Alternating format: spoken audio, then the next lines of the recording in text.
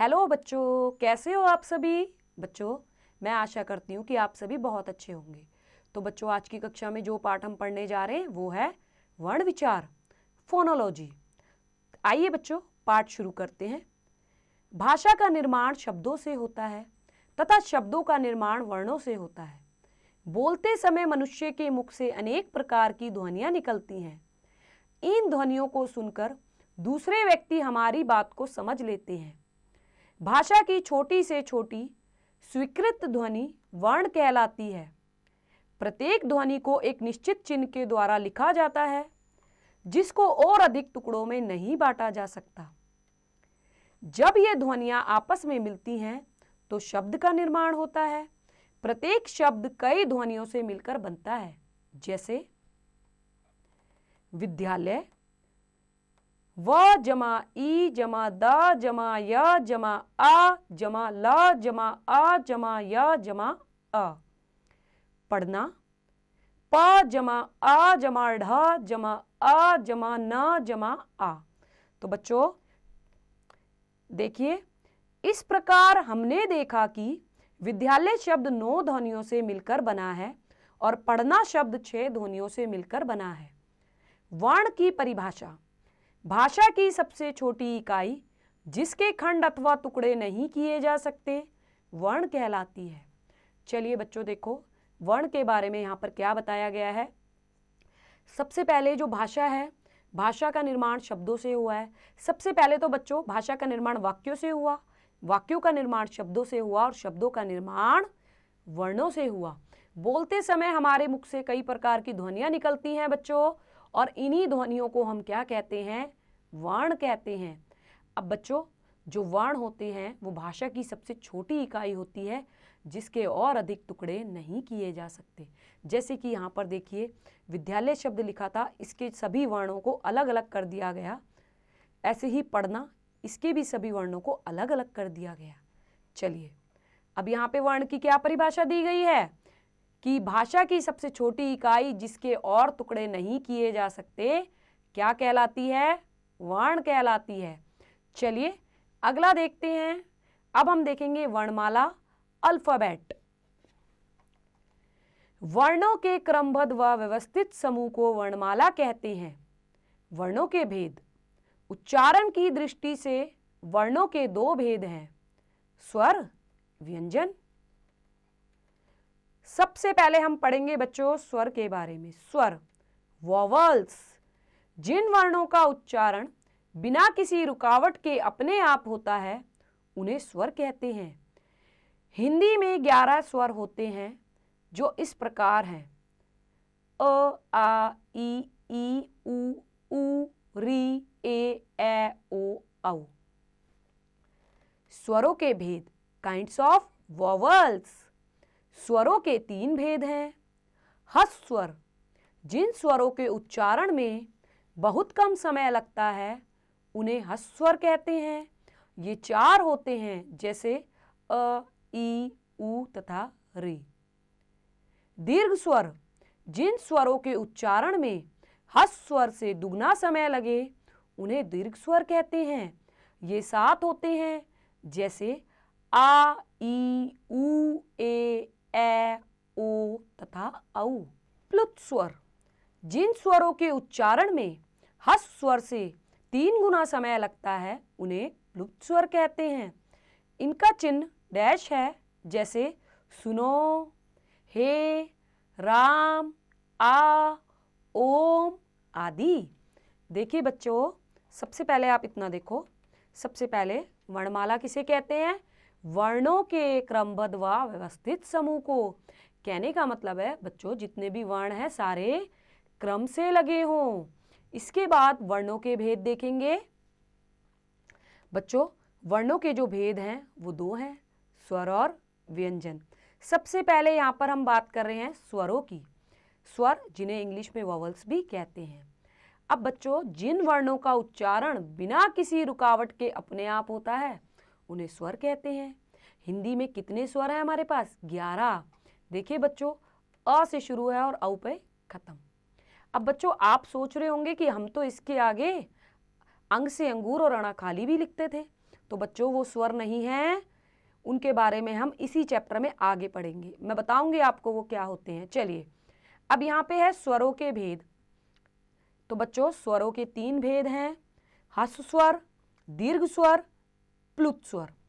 ह्रस्व स्वर बच्चों वो होते हैं जिनके उच्चारण में बहुत कम समय लगे, और ये 4 हैं, अ, ई, उ और री। इसके बाद है बच्चों दीर्घ स्वर। दीर्घ स्वर वो स्वर होते हैं जिनके उच्चारण में ह्रस्व स्वर से दुगना समय लगे, और बच्चों ये कितने होते हैं? 7, आ, ई, उ, ए, ओ तथा औ। उसके बाद बच्चों हमने पढ़ा प्लुत स्वर।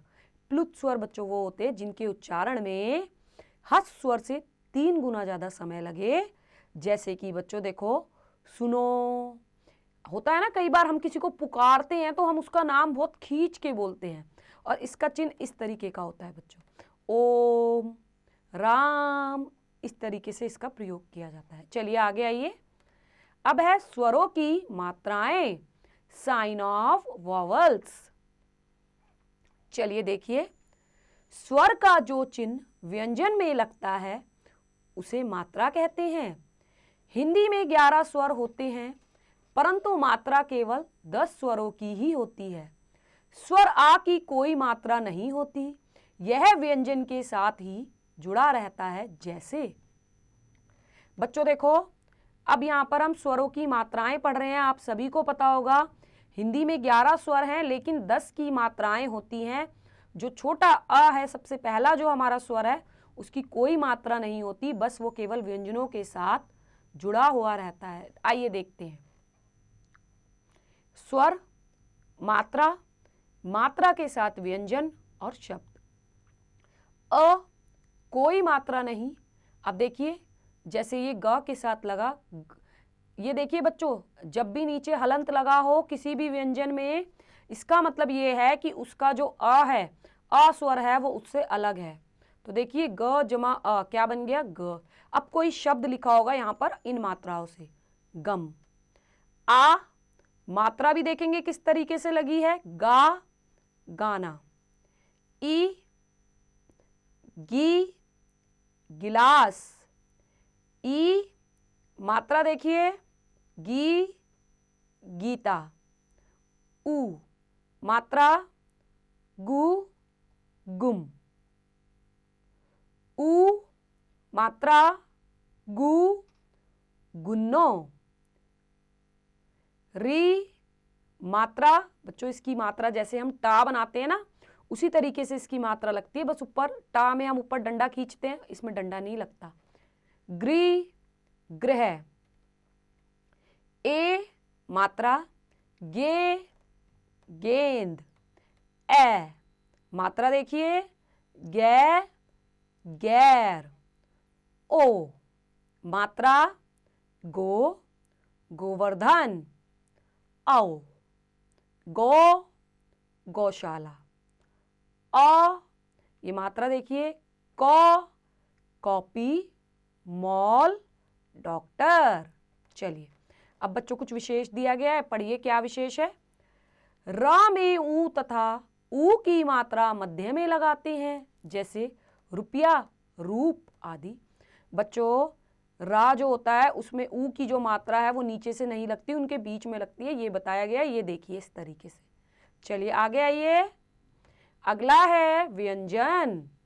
चलिए व्यंजन के बारे में पढ़ते हैं। व्यंजन, कंसोनेंट्स। जिन वर्णों का उच्चारण करने के लिए स्वरों की सहायता ली जाती है उन्हें व्यंजन कहते हैं। हिंदी में 35 व्यंजन वर्ण हैं। इन्हें 3 भागों में बांटा गया है, स्पर्श व्यंजन, अंतस्थ व्यंजन, ऊष्म व्यंजन। देखिए बच्चों, जिन वर्णों का उच्चारण स्वरों की सहायता से किया जाए वही क्या कहलाएंगे? व्यंजन कहलाएंगे। और हिंदी में कितने व्यंजन होते हैं? 35, और इन्हें 3 भागों में बांटा गया है, स्पर्श व्यंजन, अंतस्थ व्यंजन और ऊष्म व्यंजन। चलिए सबसे पहले हम बात करेंगे स्पर्श व्यंजन की। देखिए बच्चों, इसके तो नाम से ही पता चल रहा है, स्पर्श माने किसी चीज को टच करना। चलिए, जिन व्यंजनों का उच्चारण करते समय वायु मुख के विभिन्न भागों जैसे कंठ, तालु, मूर्धा, दंत, ओष्ठ आदि को स्पर्श करते हुए बाहर आती है, उन्हें स्पर्श व्यंजन कहते हैं। इनका नाम प्रथम वर्ण के नाम पर जाना जाता है। इनकी संख्या 27 है। क वर्ग से लेकर प वर्ग तक सभी स्पर्श व्यंजन हैं। देखिए बच्चों क्या बताया जा रहा है यहाँ पे कि जिन व्यंजनों का उच्चारण करते समय जो वायु है वो हमारे मुख के विभिन्न भागों जैसे कंठ, तालु, मूर्धा, दंत, ओष्ठ आदि को स्पर्श करते हुए बाहर आए, उन्हें स्पर्श व्यंजन कहते हैं। अब बच्चों इनका जो नाम है ना वो क्या दिया, कैसे दिया गया, देखिए क ख ग ये जो आपको दिए गए हैं और प्रत्येक लाइन का जो पहला वर्ण है, जो पहला व्यंजन है, उसी के नाम पर इसका नाम रखा गया है। ये टोटल है 27 और क वर्ग से लेकर प वर्ग तक सभी स्पर्श व्यंजन है। देखिए मैं समझाती हूँ आपको। सबसे पहले वर्ग, व्यंजन, उच्चारण स्थान। देखिए पूरा का पूरा जो क वर्ग है, क वर्ग में क्या क्या आता है, क ख ग घ ड़, ये पूरा का पूरा कंठ से निकलता है। इनका उच्चारण स्थान है बच्चों कंठ। इसके बाद है बच्चों च वर्ग, च छ ज झ या, इनका उच्चारण स्थान है तालु या तालव्य। ट वर्ग, ट ठ ड ढ ड़, ढ और ढ, मूर्धा, मूर्धन्य। ट वर्ग, त थ द ध न, दंत। प वर्ग, प फ ब भ म, ओष्ठ। तो चलिए बच्चों देखिए क्या बताया गया है कि ये सारे वर्ग हैं और इन वर्गों के नाम इन्हीं के नाम पर रखे गए हैं जो भी पहला व्यंजन यहाँ पे आ रहा है, जैसे क वर्ग, च वर्ग, ट वर्ग, त वर्ग, प वर्ग, और ये उनके उच्चारण स्थान है। आइए आगे आइए। अब हम दूसरा देखेंगे अंतस्थ व्यंजन। जिन व्यंजनों का उच्चारण करते समय जीवा पूरी तरह से मुख के किसी भाग को नहीं छूती, वे अंतस्थ व्यंजन कहलाते हैं।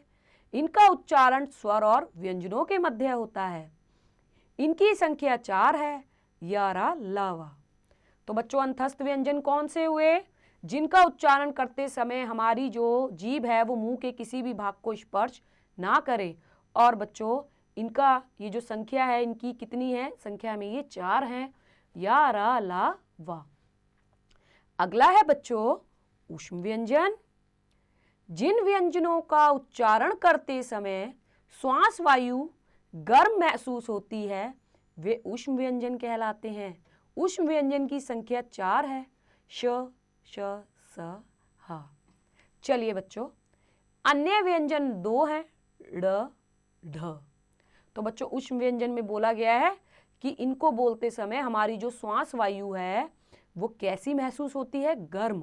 तो इसलिए आपने देखा होगा ना इनके नाम में भी क्या छिपा हुआ है, ऊष्म। ऊष्म मतलब ऊष्मा, गर्माहट। और बच्चों इनकी संख्या भी कितनी है, 4। चलिए अब हम पढ़ेंगे अयोगवाह, इसका मतलब आफ्टर साउंड्स। अयोगवाह ऐसे वर्ण होते हैं जो ना तो स्वर हैं और ना ही व्यंजन। इनका प्रयोग स्वर और व्यंजन दोनों के साथ होता है। अंग, अ और आ तीनों अयोगवाह हैं। देखिए बच्चों क्या बताया गया है कि अयोगवाह ऐसे वर्ण होते हैं ना तो ये स्वर होते और ना ही ये व्यंजन। देखिए मैंने आपको अभी बताया था ना कि अंग से अंगूर है ना, तो ये तो यहाँ पे आ गया। अभी हम आगे और पढ़ेंगे। तो बच्चों इसको अयोगवाह कहा जाता है। इनको ना ये स्वर होते ना ये व्यंजन, इसीलिए हमने इन्हें जब स्वर पढ़े तो वहां पर हमने इन्हें नहीं पढ़ा। चलिए अब है अन्य चिन्ह। अन्य चिन्ह में सबसे पहला है अनुस्वार, नेजल। अनुस्वार की बिंदी लगाई जाती है बच्चों।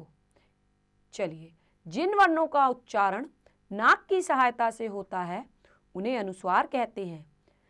इनका चिन्ह शिरोरेखा के ऊपर बिंदु के रूप में लगाया जाता है, जैसे गंगा, हंस, संतरा, शंकर आदि। तो बच्चों क्या बताया जा रहा है कि जिन वर्णों का उच्चारण नाक की सहायता से हो उन्हें क्या कहते हैं, अनुस्वार। और इनका जो चिन्ह है वो कैसे लगता है, शिरोरेखा के ऊपर बिंदु के रूप में। यहाँ पर शब्द भी दिए गए हैं, गंगा, हंस, संतरा, शंकर आदि। इसके बाद आगे देखिए, अगला है अनुनासिक, सेमी नेजल। अब बच्चों देखिए ये चंद्रबिंदु जिसे हम क्या बोलते हैं, चंद्रबिंदु, ये देखिए यहाँ लगा हुआ है। जिन वर्णों का उच्चारण करते समय वायु नाक और मुख दोनों से बाहर निकलती है उन्हें अनुनासिक कहते हैं। इसके लिए शब्द के ऊपर चंद्रबिंदु का चिन्ह लगाते हैं, जैसे यहाँ, वहाँ, चांद, आंख, अंगूठा आदि। तो बच्चों क्या होते हैं अनुनासिक?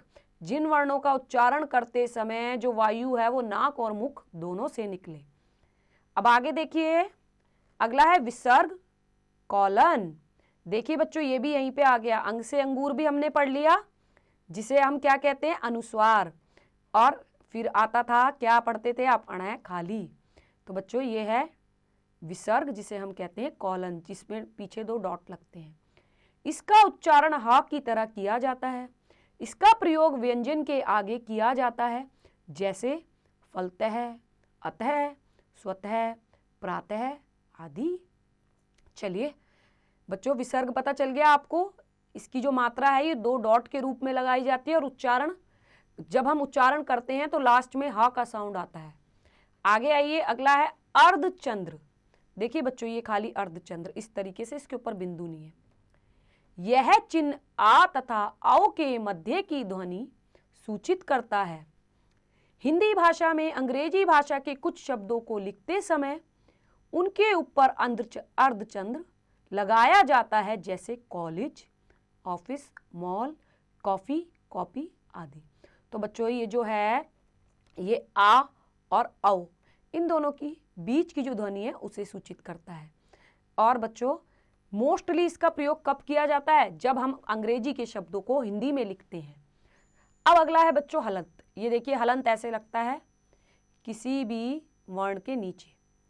जब किसी व्यंजन में स्वर नहीं होता तो यह बताने के लिए हलंत का प्रयोग किया जाता है, जैसे अर्थात, पश्चात, महान आदि। बच्चों जितने भी व्यंजन हैं सभी में स्वर, आ स्वर मिला हुआ होता है, लेकिन जब हम व्यंजन को आ स्वर से अलग करते हैं तो उसके नीचे क्या लगाया जाता है? हलंत। देखिए यहाँ पर, देखिए यहाँ पर मैंने आपको यहाँ पर भी बताया था। ये देखिए ग जमा आ, इसका मतलब हलंत लगा है, आ इसमें से अलग हो गया, और फिर जब आ इसके साथ मिल गया तो हलंत हमने हटा दिया। चलिए अगला है संयुक्त व्यंजन, ज्वाइंट कंसोनेंट्स। जब 2 व्यंजन मिलकर किसी नए व्यंजन का निर्माण करते हैं तो उन्हें संयुक्त व्यंजन कहते हैं। इनकी संख्या 4 है, जैसे क जमा श कक्षा, ज जमा या ज्ञा यज्ञ, त जमा र त्रिशूल, श जमा र श्री। तो बच्चों देखिए जब 2 व्यंजन मिलकर किसी तीसरे व्यंजन का निर्माण करें तो उन्हें हम कहते हैं संयुक्त व्यंजन। और हमारे पास 4 संयुक्त व्यंजन है हमारी वर्णमाला में। कौन कौन से? श, ज्ञा, त्र और श्रा। आपने देखा होगा किस किस से मिलकर बने हैं ये। चलिए अब हम देखते हैं द्वित्व व्यंजन, डबल लेटर कॉन्सोनेंट्स। जब किसी स्वर रहित व्यंजन का उसी स्वर युक्त व्यंजन के साथ संयुक्त रूप से उच्चारण किया जाता है तो उसे द्वित्व व्यंजन कहते हैं। जैसे बच्चों देखो इसमें क्या होगा, इसमें सेम व्यंजन होगा, एक बार तो वो व्यंजन स्वर रहित होगा और एक बार स्वर के साथ, मतलब एक बार आधा और एक बार पूरा। जैसे कि देखिए क जमा क, कक, धक्का, मक्का, ट जमा ट, टट, मिट्टी, चट्टान, त जमा त, तत, कुत्ता, पत्ता, ल जमा ल, लल, दिल्ली, बिल्ली। समझ में आया बच्चों? चलिए आगे चलते हैं। संयुक्ताक्षर, ज्वाइंट लेटर्स। जब एक स्वर रहित व्यंजन अन्य स्वर रहित व्यंजन से मिलता है तब वह संयुक्ताक्षर कहलाता है। जैसे ध, द जमा धा, बुद्धि, वृद्धावस्था, द, द जमा य, गद्य, पद्य, विद्या। तो बच्चों यहाँ पे क्या बताया गया है कि जब एक स्वर रहित व्यंजन किसी और स्वर रहित व्यंजन से मिले तो संयुक्ताक्षर कहलाएगा। जैसे बुद्धि, वृद्धावस्था, गद्य पद्य विद्या, ये इनके उदाहरण थे। आगे देखेंगे बच्चों अब उच्चारण के आधार पर व्यंजनों के भेद। उच्चारण के आधार पर व्यंजन के दो भेद हैं, अल्पप्राण, महाप्राण। सबसे पहले हम पढ़ेंगे बच्चों अल्पप्राण। अल्पप्राण व्यंजन, जिन व्यंजनों का उच्चारण करते समय श्वास वायु का प्रयोग कम मात्रा में होता है वे अल्पप्राण व्यंजन कहलाते हैं। जैसे बोला गया है बच्चों, ऐसे व्यंजन जिनका उच्चारण करते समय हमारी जो श्वास वायु है उसका प्रयोग कम हो तो वो होंगे अल्पप्राण व्यंजन। जैसे क ग ड, च ज या, ट ड ढ़, त द न, ब ब म, य र ल व। आगे आइए बच्चों, अगला है महाप्राण व्यंजन। जिन व्यंजनों के उच्चारण में श्वास वायु का प्रयोग अधिक मात्रा में होता है वे महाप्राण व्यंजन कहलाते हैं। जैसे ख, घ, छ, झ, ठ, ढ, ढ, थ, ध, फ, भ, श, श, स, हा। तो बच्चों क्या बोला गया है, महाप्राण व्यंजन क्या होते हैं? ऐसे व्यंजन जिनका उच्चारण में हमारी जो श्वास वायु है उसका प्रयोग अधिक मात्रा में किया जाए। और बच्चों हमारे पास ऐसे कितने व्यंजन हैं? हमारे पास ऐसे कौन कौन से व्यंजन हैं ये भी मैंने आपको पढ़ा दिया। जैसे कि ख, घ, छ, झ, ये सारे ही हमारे महाप्राण व्यंजन हैं। चलिए बच्चों अगला है अभ्यास करें। अब बच्चों हम इसका अभ्यास कार्य देखेंगे। पाठ मैंने आपको पढ़ा दिया, आपको सभी को समझ में आया होगा। इस पाठ में जो था वो सारा स्वर और व्यंजनों के बारे में था। अब हम अभ्यास कार्य देखते हैं। अभ्यास करें। बच्चों देखिए मैं आपको सभी क्वेश्चंस का फर्स्ट पार्ट कराऊंगी, बाकी का बच्चों आप खुद से करेंगे क्योंकि अभी आपने सारा चैप्टर पढ़ाया है। चलिए, क, निम्नलिखित प्रश्नों के उत्तर दीजिए। वर्णमाला किसे कहते हैं? तो क्या बताओगे? वर्णों के क्रमबद्ध व व्यवस्थित समूह को वर्णमाला कहते हैं। आगे आइए बच्चों, ख, सही वाक्यों के सामने सही तथा गलत वाक्य के सामने गलत का चिन्ह लगाइए। हिंदी भाषा में 11 स्वर होते हैं। बिल्कुल सही बच्चों, टिक लगाएंगे। अभी हमने पढ़ा है 11 स्वर होते हैं। अगला है ग, सही विकल्प के सामने सही का चिन्ह लगाइए। वर्णों के भेद हैं। कितने भेद हैं बच्चों वर्णों के? 3 पढ़ा था ना, ह्रस्व स्वर, दीर्घ स्वर, प्लुत स्वर। चलिए आगे आइए, घ, निम्नलिखित चिन्हों के 3-3 शब्द लिखिए। सबसे पहला है अनुस्वार। अनुस्वार का मतलब बच्चों बिंदु वाले शब्द। क्या क्या लिख सकते हो? कंगन, पंखा, जंगल, बहुत सारे शब्द हैं। दंड, पतंग, मंदिर, है ना। कोई से भी 3 शब्द यहाँ पे लिख देंगे। ऐसे ही अनुनासिक के लिखना, विसर्ग के लिखना और हलंत के लिखना। चलिए बच्चों अब एक एक्टिविटी दी गई है, देखते हैं क्या है एक्टिविटी। क्रियात्मक गतिविधि, निम्नलिखित व्यंजनों के वर्ग बनाकर लिखिए तथा उनका उच्चारण स्थान भी बताइए। वर्ग, व्यंजन, उच्चारण स्थान। देखिए बच्चों क्या करना है, यहाँ पे ये दिया गया है, आपको इनका क्या लिखना है? व्यंजन लिखने हैं, यहाँ पे इनका वर्ग लिखना है और इनका उच्चारण स्थान। अभी आपने पढ़ा है बच्चों, तो ये एक्टिविटी आप खुद से करेंगे। चलिए बच्चों, तो ये अध्याय यहीं समाप्त होता है। मैं आशा करती हूँ कि आपको ये पाठ अच्छे से समझ आया होगा। अब आप एक बार इसकी प्रैक्टिस खुद से कीजिए।